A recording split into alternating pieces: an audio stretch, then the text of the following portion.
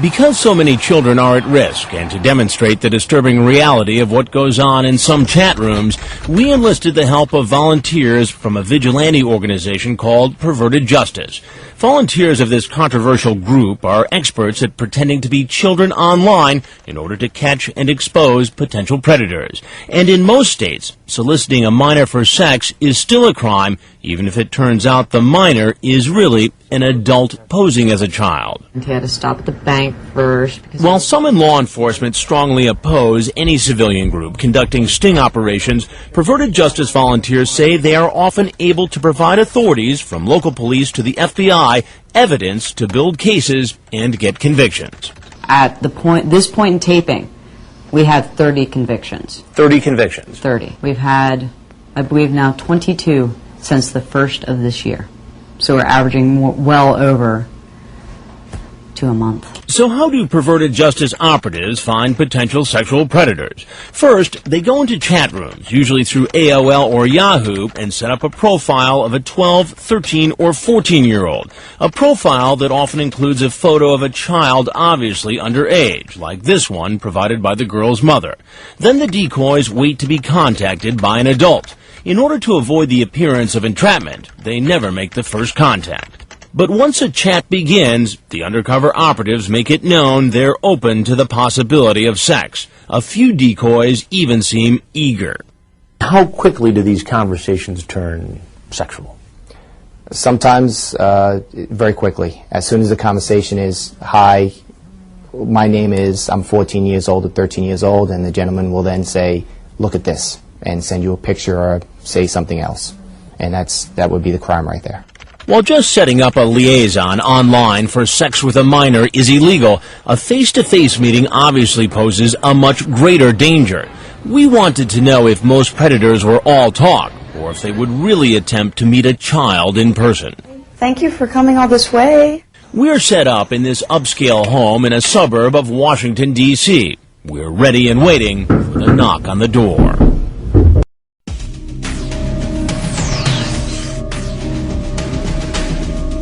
This lovely home in Virginia, just outside of Washington, D.C., has become the secret meeting place for potential internet sex predators. It's rigged with 9 hidden cameras, 3 with views outside, 1 pointed at the garage, and 5 inside the house. Several volunteers from Perverted Justice, the group dedicated to catching internet predators, are in chat rooms posing as 12, 13, and 14-year-olds ready to make a date for sex with men they meet online. 39-year-old Frag, his screen name, who's been a Perverted Justice volunteer for more than 2 years, is posing as a 13-year-old girl in a Yahoo chat room set up for Virginia residents. It's a chat room not intended for romantic or sexual conversations. There's a girl named Kim. As Dateline cameras roll, the undercover operatives enter chat rooms. They're quickly inundated with adults wanting to talk. Here's a 46-year-old who calls himself the Sphinx 59. He thinks he's talking to a 12-year-old girl named Sarah. It takes him only 4 minutes of chatting online to ask her, "Are you a virgin?" She says she is. And then he asks if she's ever performed oral sex. In this chat, as in many other men's chats, things get much more graphic and disgusting. As soon as those boundaries are crossed, in a lot of ways, the chat tends to get a lot more explicit very quickly. This man, VA male 69 2005, who's 28, thinks he's talking to Erin, a 14-year-old. He asks her bra size, if she shaves anything other than her legs, and says there's just something about a teen body. We'll see if he sends a picture or anything. In most cases, the men ask for pictures of the young teens, and then send pictures of themselves. Sometimes, after the chat turns sexual, the man turns on his webcam and exposes himself. Several men go as far as sending pornographic pictures, hoping to teach the inexperienced child about different sex acts. I'm just trying to kind of get all the pictures of semi-uniform. Here in Virginia, as in many other states, it's generally a crime to send children obscene material, even if it turns out the recipient is an adult posing as a child. He also sent some naked shots of himself. After chatting online about having sex, the decoy suggests a phone call. I don't know, because I'm all blushing. 23-year-old Dell puts on her best young girl voice. She needs to verify that the man on the phone is the same man in the chat room. Bye. The worst thing about doing verification calls is you have to smile while you're doing them so it sounds like it in your voice, even if you don't mean it at all. She can also play the part of a young boy. Oh my God. I was like, what? Once a predator has made it clear he wants sex with a minor and makes a date for the liaison, the crime has already been committed. He doesn't even have to show up. But will he? Hello? Knock, knock. The answer is yes. But this man, once he sees me and not a teen, realizes he's made a big mistake and runs for the door. Hey, how are you? Why don't you come on? Hey, whoa, whoa, whoa. Hey, you're not going to want to do that, I don't think. Here's another guy who doesn't stay long. Hey, how are you? Good, how about yourself? Good. Why don't you have a seat right over here? No, thank you. I'd like to ask you some questions. He makes a beeline out to the garage, barely touches the stairs, and with his arms flailing, runs down the driveway and down the street. Clearly, this man knows he's done something wrong. So does this guy. I'm sorry, see, this is all myself. No, I want to talk to you for a minute. I'm sorry. No, I want to talk to you. No, I'm sorry. He also makes a run for it, but he didn't come in a car, so he keeps running and running, presumably back to a bus station, trying desperately to hide his face. It may look funny, but what these men had in mind based on their internet chats was anything but. Most of the online conversations were so explicit, we can't even begin to show you. Yeah, come on in and sit at the counter. I've got some water and some chips there for you if you want them. Remember the Sphinx 59? He thinks the girl in the house is a 12-year-old virgin, home alone, and willing to perform oral sex. But like many other men you'll meet, he's in for a big surprise when I walk out. Some think I'm the child's father. Others apparently believe I'm with law enforcement. One thing's certain. None of them knows our hidden cameras are recording their every move, and they'll be appearing on Dateline. How's it going? Sir. Good. Why don't you have a seat? Thank you, sir. Nice seeing you. What you doing here? His name is Aladdin. He lied online about his age, saying he was 35. He's really 46. And instead of admitting he came here for a date with a 12-year-old girl, he says he's here to look at real estate. Yeah, I know that the house is for sale. Oh, that this house is for sale? Yes. I heard about it. A friend of mine is. Aladdin goes on to say that his friend found our house for sale on the internet, and he just came to check it out for him. Later, he decides to come clean. Why did you really come here? To see what's her name, Sarah. Sarah. Yes. And you were talking with Sarah online? Yes. So all that other stuff in the house and all that, that was all a big fat lie? Yes. Okay. Do you know how old Sarah is? No. He tries to convince me that the girl, Sarah, is 18, even though his own words tell a different story. You say you're 35, male, and you say where you're from. She says she's 12. You say, oh, you're real young. You like older men? Depends, I guess. You ask her about her former boyfriends. Did she ever give them oral sex? She says yes. She tells you here that she's 12 years old. What is that number right there? What does that say? 12. Yeah. So that 18 thing was a lie as well. I guess. Then Aladdin apparently begins to feel faint What are you doing? and lies down on the kitchen floor. Are you okay? Yes. Just Do you want your water? a little bit. No, I'm fine. Our background research reveals that Aladdin is a waiter at a Holiday Inn. He says he's an immigrant from Egypt who became a U.S. citizen 2 years ago. Why is it appropriate to come to a home where a 12-year-old girl... He said we can meet. You can come over to my place. You can spend time together. But does that make it right for you to do it? No, I feel guilty or I feel bad about it. You'll hear more from Aladdin a little bit later. First, there are more men headed to our house. Meet VA Male 69 2005. He's the one who said there's just something about a teen body. He's 28 and thinks he's talking to a 14-year-old. He's actually chatting with this 23-year-old from Perverted Justice. He was by far the worst guy I've ever talked to. Dozens and dozens of cases Yes. you've worked on. What separated him from the run-of-the-mill computer predator? Bestiality, one word. He chatted online for more than a week with our decoy and slowly introduced more and more depraved sexual requests. He even says he wants to involve a dog. As soon as the guy said, hey, maybe I'd want to do this, and he wasn't immediately slapped down, it's testing the waters. Was this all talk, or would this man actually walk into our kitchen? That's him coming in the door. How you doing? How you doing? Why don't you have a seat right around that stool, please? What's happening? Not much. What are you here for? Just come to talk to him. Coming to talk to who? That's it. Why are you so nervous? I just got nervous. I was coming to talk to Erin. How old is Erin? She didn't tell me. Try again. I saw 14. So you thought it was okay to come here to see a 14-year-old girl, No, I didn't. and you say, would you ever try anal? Ouch, that's like it could hurt. Not if done right. You have to be very gentle with that. Quite a Romeo. I'm a lonely guy. What can I say? He's more than just a lonely guy. We did a background check on VA Mail, and it turns out his real name is Joe Wunderler, an Army sergeant stationed at Fort Belvoir at the Intelligence and Security Command. I've never done anything. I'm trying to get help with it. What are you doing to get help? Seeing a psychiatrist right now. Well, it doesn't look like it's working too well based upon all this. I just started talking to him. I mean, this gets pretty freaky here. You talk about sex acts with a dog. It's one of the reasons why I'm trying to get help, because I've gotten into fetishes that I know aren't right. I guess you're going to tell me next that this is the very first time you've done something like this. Actually, it is. I'm serious. True or not, remember, this guy tried to entice a young teen into depraved sex acts. It only takes one encounter to harm a child forever. We set aside 3 days to see how many men would actually show up at our undercover house. To keep track of our appointments, we set up a bulletin board. It didn't take long to fill up our calendar. Total today? 1, 2, 3, 4, 5, 6, 7, 8, 9, 10 so far. Some came bearing gifts like beer, condoms, and a pornographic tape.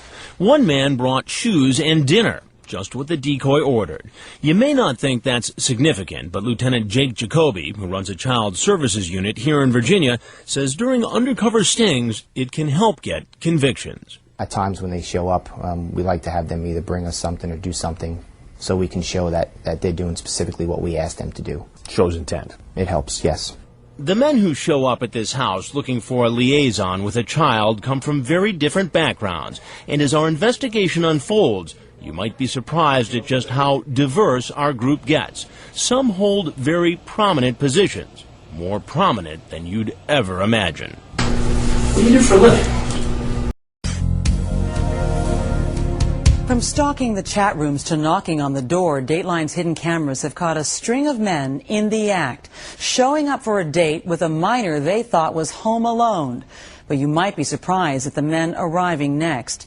Again, we want to remind you that some of what you're about to see is sexually explicit. Here's Chris Hansen. During our investigation, there's a parade of men walking up the driveway, through the garage, and into the house. 19 men in 3 days.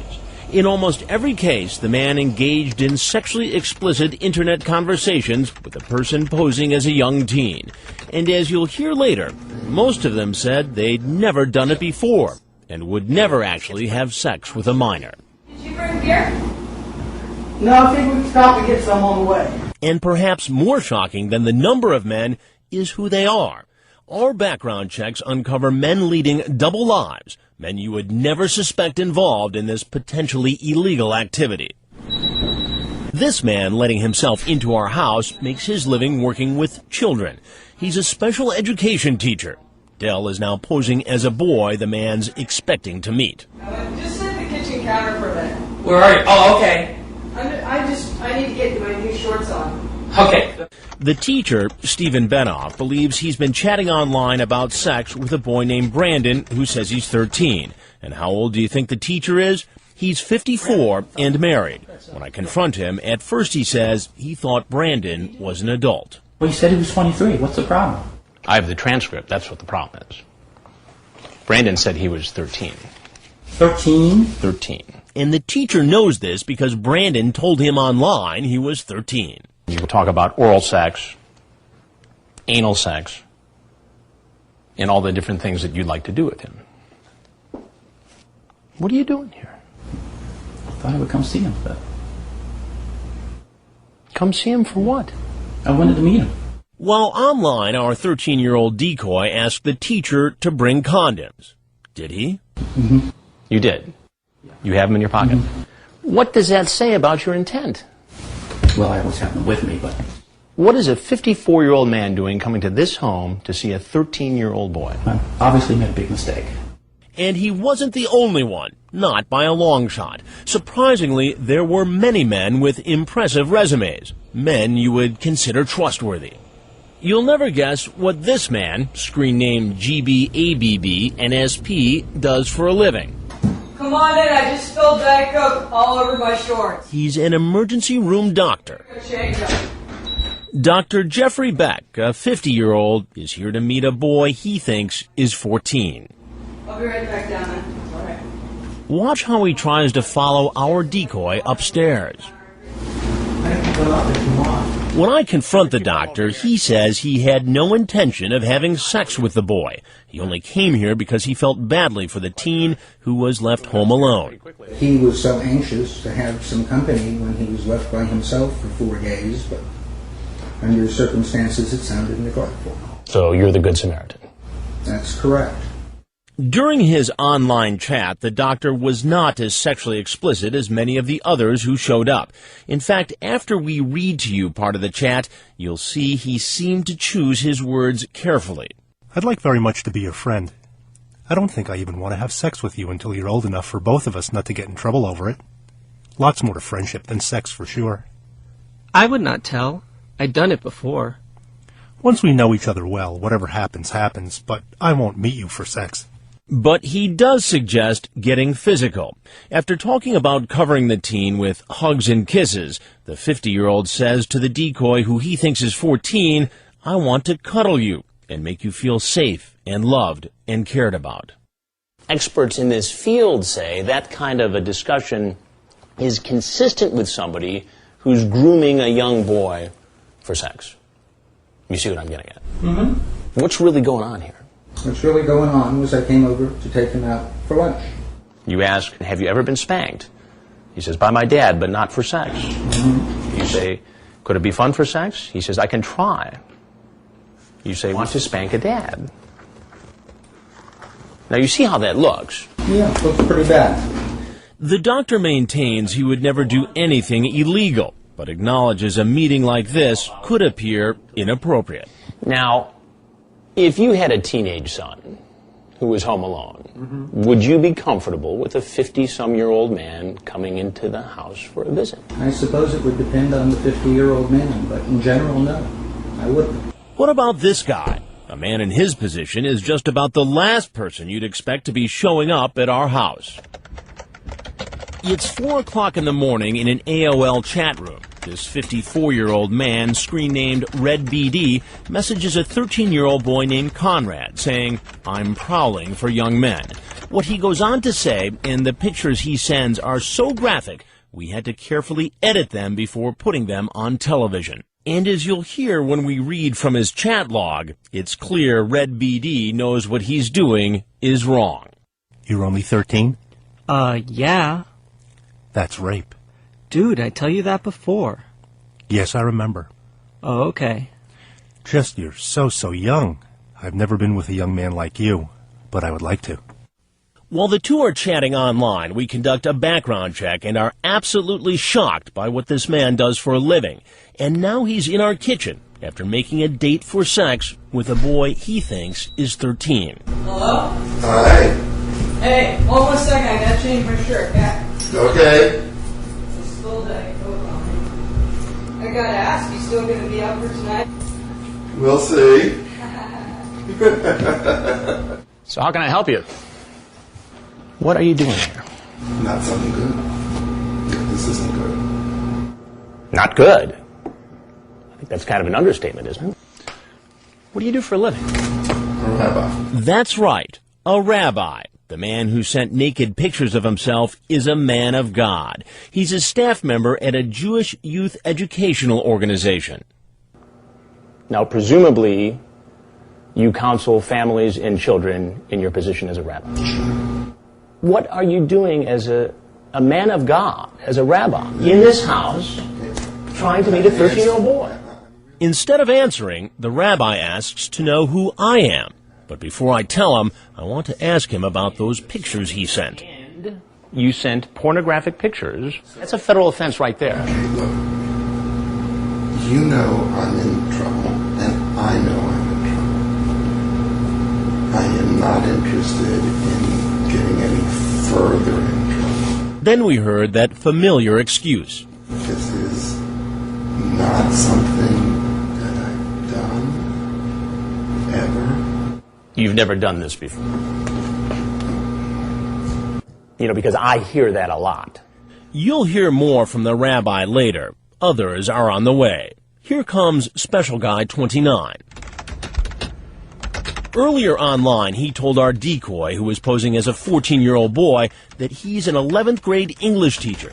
Then he told the boy that he hates condoms, but he's safe.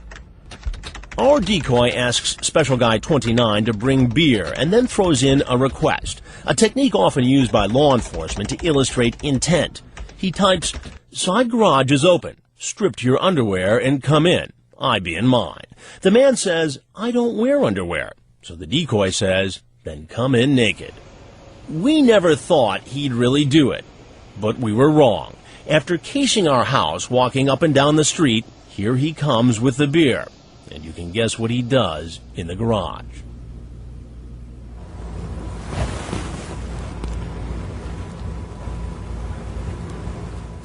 Could you explain yourself? I'm sorry. Why don't you go ahead and cover up? Certainly. I'm sorry. The man's name is John Kennelly. He tells me he's 29 and a bus driver. Then he changes it to a teacher. What kind of conduct is this for a high school teacher? None, sir. I've never done this before. So you just woke up this morning and said, I'm going to get involved in an internet conversation with a 14-year-old boy. I'm going to go to his house, strip naked, and walk in with a 12-pack of beer. No, sir. What would have happened, John, if I wasn't here? I probably would have chickened out, sir. After doing a deeper background check on him, we find out he's neither a teacher nor a bus driver. His father says he's unemployed, and he's not 29. He's actually 43. Do you know that it's illegal to have a conversation on the internet with the intent to have sex with a minor? Yes, sir, I did. He says he knows it's illegal, but it appears that's not enough to deter him. Whether he needs psychiatric help or the hand of the law, he still might pose a threat to a child. Stick around and wait till you see what he does next. This is the identical screen name. Online. This morning he changed nothing. Like the men you've met so far, you're about to see others who are quick to come up with a story when confronted by an adult. But what will they say when they find out they're going to appear on national television? Oh, no. Come on, guy.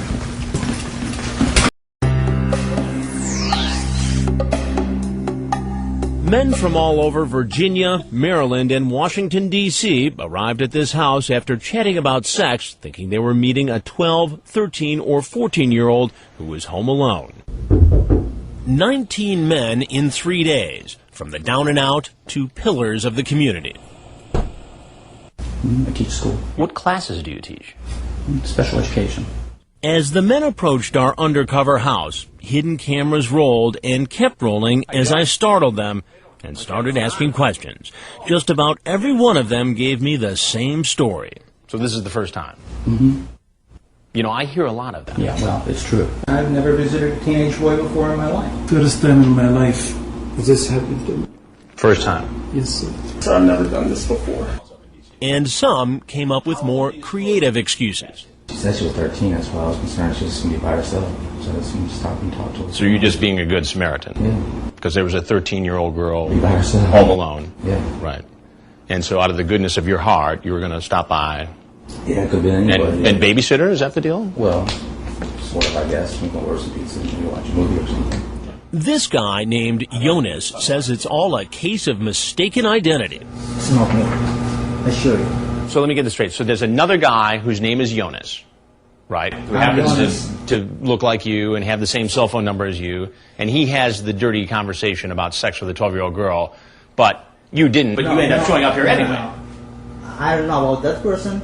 Just about every man who walked into our house said he really wasn't planning on having sex with a minor, but we'll never know what would have happened had we not been there.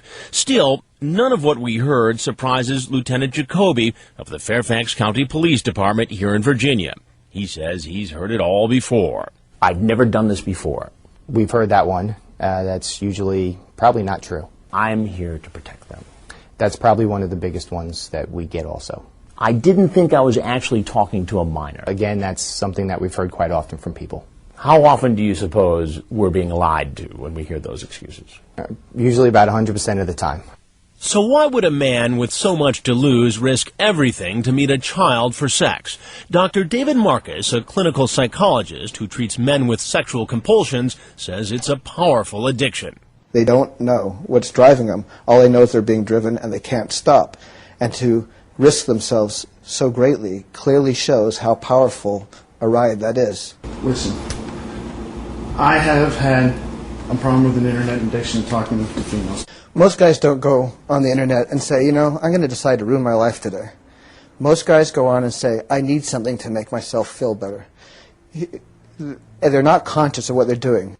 And Dr. Marcus says there are different reasons men choose to meet children for sex.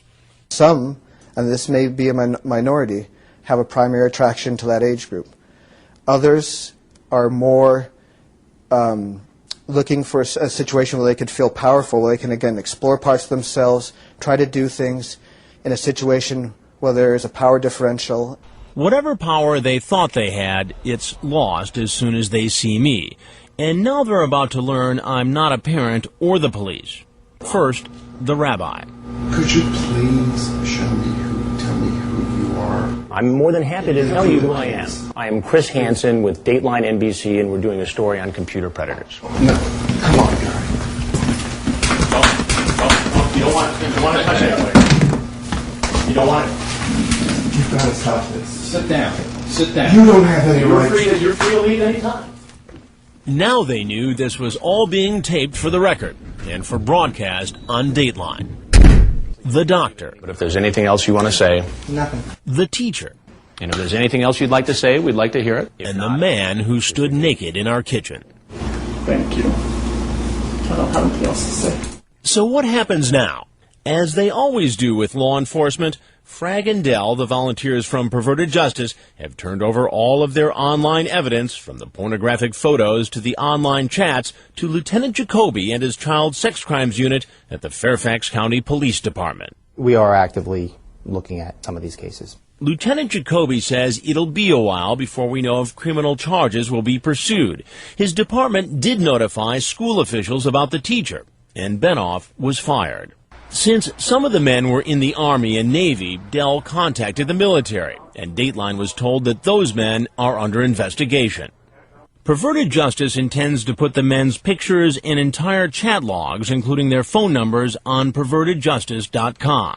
We let the citizens, we have over 20,000 members now in our forums, do their work, which whatever they want to do, a lot of them will contact whoever's associated with that person. Usually that means the man's employer, relatives, and neighbors. Members will direct them to the chat logs and other evidence on Perverted Justice's website, hoping to keep men like these from harming children. You might think being caught on tape would be enough to deter these men from ever entering a chat room again. Maybe not. Wait till you see what Special Guy 29 is up to next. How can we be certain that this guy in this chat room is the same guy who walked into this house last night naked? Coming up, how big a threat internet predators really are. And later, how you can keep your kids safe. Do you ever think to yourself, I can't believe how many of these people are out there? It's overwhelming at times.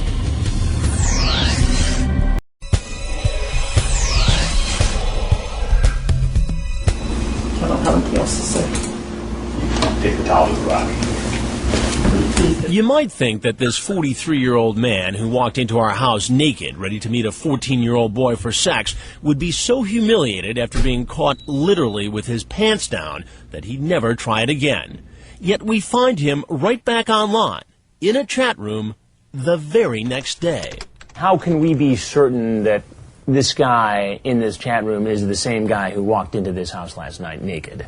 It's the same screen name. Same identical picture. screen name. He got busted on Special Guy 29. He's changed nothing. He's spotted by a perverted justice volunteer who's posing as a 13-year-old boy. He just checked the kid's pic.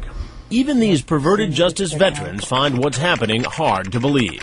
If he keeps talking, then that's just going to be beyond comprehension. Yet he does keep talking.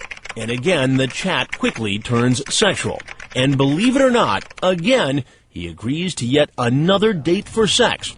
Our decoy asks if he wants to meet at McDonald's. What do you suppose the odds are that a guy like that would agree to another meeting? I would have said 0 last night after watching what happened.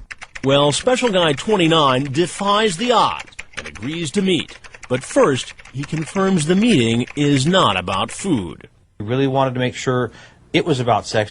Sure enough, here he comes headed towards the McDonald's. I have been in television for 24 years. I just came to get something to eat. And I have very seldom been at a loss for words. Sir, I just came to get But something to eat. I don't even know what to ask you first. I just came to get something to eat. He later changes his story. Last night, you walk into a house in suburban Washington, naked, with a 12-pack of beer, yes or no? Yes. Today, you're on the internet again. You have an inappropriate conversation with a boy you think is 13, and you set up a meeting here at this fast food restaurant. What was your intention? I don't know. The man admits he knows what he's doing is illegal. Then why do you do it? I need help, and that's what I'm seeing a psychiatrist for. As incredible as this looks, that a man would do this twice in 2 days, Lieutenant Jacoby isn't all that surprised. Don't these people know that this is illegal and that very possibly they could be talking to a decoy or getting pulled into some sort of undercover investigation? Well, if you look at the internet and the amount of people who are soliciting these types of crimes, your chances of getting caught are probably fairly slim. Maybe that's why so many of the men who visited our house walked in so confidently, almost like they own the place. Remember Rabbi David Kay? We'll see. Despite his actions caught on hidden camera and his graphic internet exchange, Rabbi Kay called us several times, claiming he did nothing wrong. However, earlier this week, he resigned his staff position, informing his employer he was going to be featured in this Dateline story. He also had no comment about this picture Dateline found while investigating the rabbi's background. It shows Kay in a group photo, including 2 other rabbis caught and convicted of soliciting a child for sex on the internet. Do you ever think to yourself, I can't believe how many of these people are out there? It's overwhelming at times. In the end, most experts agree it's really up to parents to keep children safe from online predators. If you could give parents one single piece of advice, what would it be? Every day, online predators make their way into homes uninvited and unnoticed. This public service announcement alerts parents that online predators are a very real danger and advises them to get educated. If the technology is in your house, it's a parent's responsibility to protect their child. Michelle Collins from the National Center for Missing and Exploited Children says the problem is so widespread, your child could be a victim and you may not even know it. If there are phone calls arriving at your house that you don't know the person on the other end of the line, is your child or teenager receiving gifts? Do they have a webcam in their room that you didn't buy? These are all warning signs. These are all things that happen quite frequently in the many cases that we view and that we work with law enforcement on. Collins says it's important for all of us parents to make certain computers are in open areas of our homes, not in kids' bedrooms. We should know who our children are talking to online and closely monitor their use of webcams. The problem we've been seeing recently, webcams. Many kids are finding themselves in problematic situations after having used a webcam. A combination of too much privacy, too much technology at a sexually curious age can really spell a disaster. Child safety experts agree it's important for parents to take advantage of parental controls offered by Internet providers and use one of the many protective software programs currently available. And Collins has one other piece of advice. One single most important, most basic piece of advice to give parents is to keep the communication lines open with your kids. If something happens online, it's more important that an adult find out about it than the child try to handle it on their own, because those cases don't always end well. For the last several months, we've been investigating and reporting on computer sex predators, grown men looking to meet underage teens in Internet chat rooms. As part of the investigation, we caught the arrest of this Southern California man allegedly trying to meet a 13-year-old girl on MySpace.com. It's a wildly popular website where teens can find each other and sometimes find trouble. You may never have heard of MySpace.com, but it's a safe bet your kids have. Here's Rob Stafford. They're called social networking sites, sort of a cyber combination of a yearbook, personal diary, and social club. The biggest is MySpace.com. With more than 50 million members, it's one of the fastest growing websites in the country. Everyone has a MySpace and everyone wants a MySpace. It's free, easy to join, and easy to message its members. Kids chat about everything from school to sports to fundraisers for Katrina victims. It all seems like innocent fun, and it can be. But many parents and teens are unaware there are hidden dangers. I honestly just thought it was my friends looking at it. Which is why Shannon Sullivan disclosed so much on her space. I put my name. Did you put your address? Put my address. Where you go to school? Yes. So everything about how to find Shannon was on that site? Everything. Were you worried about doing that? I didn't think twice about it. Shannon did think twice about something else. The rules on MySpace say you're supposed to be at least 14. How old did you say you were? I think it was 18. You think it was 18? I was 13 at the time. 13? Yeah. I was just very upset. Somebody looking for a kid could find a kid very easily. I get a report emailed to me every day that tells me what website she visited. Shannon's mother, Margaret, happens to run the computer system at a private grammar school. She has parental controls on her home computer, and several months ago, MySpace popped up. Ever heard of it? No. She was stunned by what Shannon revealed and found the sites of other kids far more revealing. I found all kinds of pictures of kids in revealing positions, pictures of kids scantily dressed. It's a cyber secret teenagers keep from tech-challenged parents, not as savvy as Margaret. A world where the kids next door can play any role they want, but may not realize everyone with internet access, including sexual predators, can see the pictures and personal information they post. When Dateline surfed MySpace, we found scenes of binge drinking, apparent drug use, teens posing in underwear, and other members simulating sex, and in some cases, even having it. We also found less provocative pages like Shannon's was, but potentially even more dangerous. Teens listed not only their names and addresses, but even cell phone numbers and their after-school schedules. One-stop shopping for sexual predators, and they can shop by catalog. Internet lawyer Perry Aftab started the website wiredsafety.org, and her safety tips appear on MySpace.com. Do parents have any idea what some kids are posting on these sites? Parents are clueless. They're caught like deer in the headlights. Aftab educates parents and kids about the dangers lurking on the web. Pedophiles are using all of the social networking sites and every other anonymous internet technology to find kids. And social networking sites are where kids are. Aftab says even kids who don't list their name and address can provide enough personal information, such as the kinds of bands and boys they love, for pedophiles to use to con their way into their lives.